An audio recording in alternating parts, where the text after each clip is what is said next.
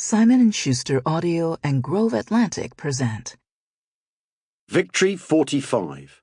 The End of the War in 8 Surrenders by James Holland and Al Murray. For Tony Pastor and Joey McCarthy, great friends and collaborators. Prologue. Unconditional Surrender. President Franklin D. Roosevelt flew into Casablanca in French Morocco on Thursday the 14th of January 1943, touching down after a 48-hour flight that had taken him from Washington, D.C. to Miami, to Brazil, across the Atlantic to Gambia, and then on to his final destination. It was the first time a sitting president had flown beyond the shores of the United States and had not been without risk.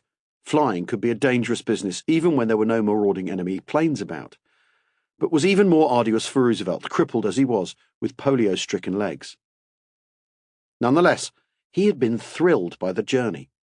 The final leg, in a C-54 transport plane from Gambia, was a 7-hour stretch that took the president over desert, then the snow-capped Atlas Mountains.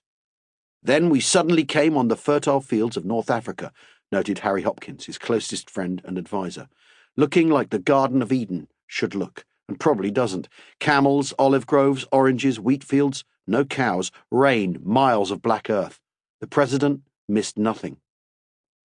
They landed at a dusty airfield 15 miles from the city, where the president's son Elliot was waiting for him in a limousine with windows blacked out with mud. They drove to Anfar, on the outskirts of the city, a resort hotel now surrounded by barbed wire, soldiers and artillery, and from there to a luxury bungalow villa, Californian in style, where the president would be staying. Churchill was in a house 50 yards away.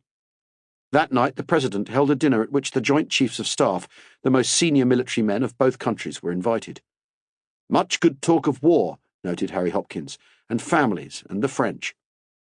Hopkins turned in at midnight, but the president and Prime Minister Winston Churchill stayed talking until 2. The president had given considerable thought to what the post-war world might look like once the Allies had won the war. That they would win had never been in doubt. Not once had he overseen the transformation of the United States from the world's largest consumer economy into what he had termed the arsenal of democracy. This transformation had begun in the summer of 1940, when the German blitzkrieg was in full swing. France collapsed, and Britain's army scuttled back across the Channel from Dunkirk. By the time the Japanese launched their attack on Pearl Harbor in Hawaii on the 7th of December 1941, American factories had already transformed the United States into a war-winning warfare state. Yet even as long ago as August... Sample complete. Ready to continue?